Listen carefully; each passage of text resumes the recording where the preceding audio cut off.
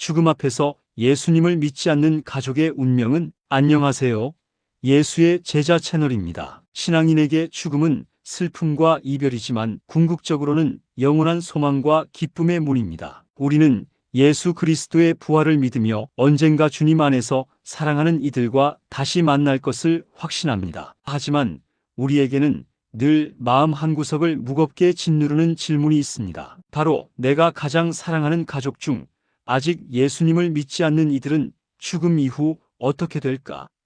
입니다. 이 질문은 믿는 자에게 가장 큰 두려움이자 절박한 기도 제목일 수밖에 없습니다. 성경은 이 문제에 대해 모호하게 말하지 않습니다. 오히려 사랑과 공의라는 하나님의 두 가지 속성 안에서 매우 명확하게 경고하고 약속합니다. 오늘 이 시간에는 성경 말씀을 기준으로 예수님을 믿지 않는 가족의 죽음 이후의 운명을 정직하게 살펴보고 그들이 겪을 두려움의 실체를 인지하며 가장 중요한 질문인 우리는 지금 사랑하는 가족의 구원을 위해 무엇을 해야 하는가에 대해 절박하게 나누고자 합니다. 이 메시지가 여러분의 마음속에 꺼지지 않는 가족 구원의 불씨를 다시 지피기를 간절히 축원합니다. 신앙인으로서 우리는 죽음을 영원한 잠 또는 본향으로의 귀환이라고 부릅니다. 예수님은 나는 부활이요 생명이니 나를 믿는 자는 죽어도 살겠고라고 선언하셨습니다. 우리에게 죽음은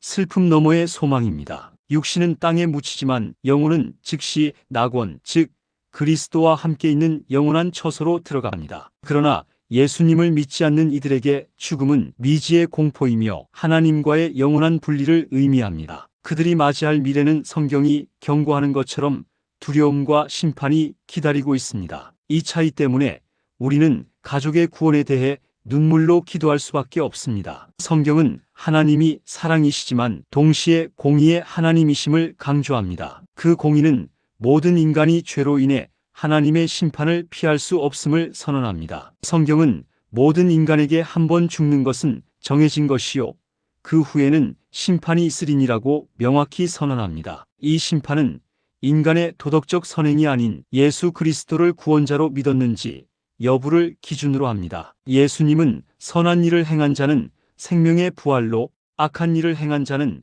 심판의 부활로 나오리라 고 말씀하셨습니다. 여기서 선한 일은 하나님을 믿는 믿음을 포함하며 믿지 않는 것은 궁극적으로 하나님의 아들을 거부한 가장 큰 악한 일로 간주됩니다. 요한계시록은 심판날에 행위록과 생명책이 펼쳐질 것이라고 기록합니다. 믿지 않는 자들은 자신의 행위를 기준으로 심판받게 되지만 그 행위가 아무리 선해도 죄의 근본적인 문제를 해결할 수 없기에 구원에 이르지 못합니다. 요한계시록은 믿지 않는 자들이 받을 최종적인 운명을 둘째 사망이라고 표현합니다. 이 둘째 사망은 하나님과의 영원한 분리를 의미합니다. 성경이 말하는 지옥은 단순한 비유나 위협이 아닙니다. 이는 세세토록 밤낮 괴로움을 받으리라는 것이며 영원한 불, 영원한 형벌이 있는 장소로 묘사됩니다. 이 고통의 본질은 하나님의 은혜와 사랑이 완전히 차단된 상태에서의 영원한 절망과 후회입니다. 사도 베드로는 다른 이로서는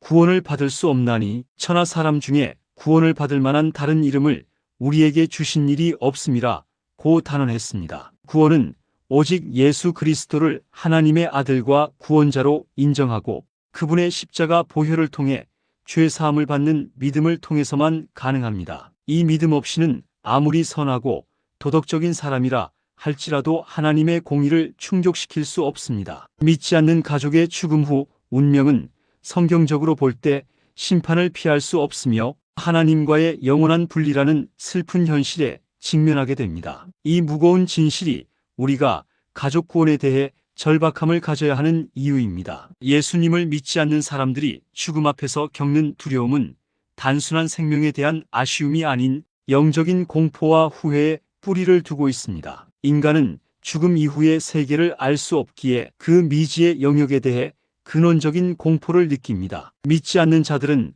모든 것이 끝난다는 허무함이나 무엇인가 나를 기다리고 있다는 불안감 속에서 죽음을 맞이하게 됩니다. 히브리서는 인간이 죽기를 무서워하므로 한평생 매여 종노릇하는 자들이라고 말합니다. 예수 그리스도만이 이 사망의 권세를 깨뜨리고 참된 자유를 주실 수 있습니다. 성경은 지옥의 고통을 묘사할 때 영원한 후회의 요소를 강조합니다. 누가복음 16장의 비유에서 지옥에 간 부자는 세상에 남아있는 가족들에게 경고해 달라고 간절히 요청합니다. 이는 돌이킬 수 없는 기회의 상실에 대한 뼈아픈 후회입니다. 믿지 않는 자들은 생전에 수도 없이 들어왔던 복음의 기회를 거부했음을 깨닫고 영원한 후회에 잠기게 될 것입니다. 가장 큰 고통은 하나님의 무한한 사랑을 영원히 누릴 기회를 스스로 거부했다는 사실에서 오는 슬픔입니다. 베드로후서 3장 9절은 주께서는 아무도 멸망하지 아니하고 다 회개하기에 이르기를 원하시느니라고 말씀합니다. 하나님은 모든 사람이 구원받기를 원하시지만 인간에게 주신 자유의지를 통해 그 사랑을 거부한 결과를 스스로 책임지게 하십니다. 믿지 않는 가족이 죽음 앞에서 느끼는 가장 큰 두려움은 그들의 고통을 예수 그리스도께서 대신 짊어지셨다는 사실을 영원히 거부했다는 깨달음일 것입니다. 우리가 이 무거운 진실을 알았기에 사랑하는 믿지 않는 가족들을 위해 지금 이 순간 절박하게 행동해야 할 사명이 우리에게 주어졌습니다. 사도 바울은 자기 민족의 구원을 위해 나의 형제, 곧 골육의 친척을 위하여 내 자신이 저주를 받아 그리스도에게서 끊어질지라도 원하는 바로다라고 절규했습니다. 이 절규는 가족 구원을 향한 가장 강력한 중보 기도의 모델입니다. 가족의 마음을 여는 것은 우리의 논리나 설득이 아닌 성령의 역사입니다. 우리는 그들이 마음 문을 열 때까지, 그리고 하나님께서 그들을 구원하실 때까지 낙심하지 않고 끈질기게 기도해야 합니다. 베드로는 믿지 않는 남편을 둔 아내들에게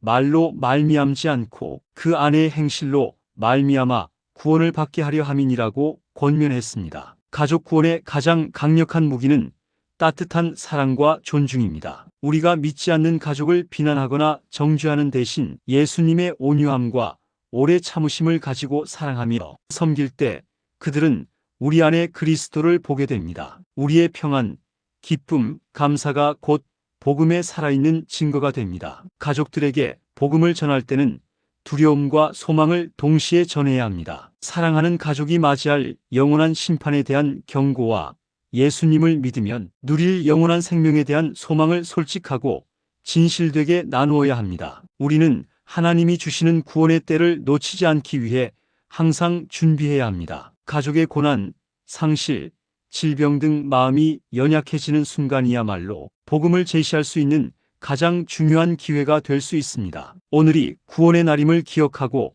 담대하게 전해야 합니다. 우리의 입술은 가족을 비난하는 데 쓰지 말고 끊임없이 주님의 이름으로 축복하고 하나님의 은혜와 긍휼을 선포하는 데 사용해야 합니다. 사랑하는 예수의 제자 시청자 여러분, 우리가 직면한 믿지 않는 가족의 운명이라는 질문은 무겁지만 그 답은 우리에게 지상 최대의 사명을 부여합니다. 예수님을 믿는 자는 슬픔을 넘어 소망을 보지만 믿지 않는 자에게는 영원한 두려움이 기다리고 있습니다. 우리는 이 무서운 진실을 알기에 멈출 수 없는 기도의 빚진 자입니다. 가족의 이름을 부르며 그들의 마음을 열어달라고 간구하십시오. 우리의 삶이 복음의 가장 강력한 증거가 되게 하십시오. 주저하지 말고 때를 얻든지 못 얻든지 사랑과 겸손으로 예수 그리스도의 복음을 제시하십시오. 가족 구원은 하나님 나라의 최우선 사명입니다. 우리가 이 사명에 충실할 때 하나님께서는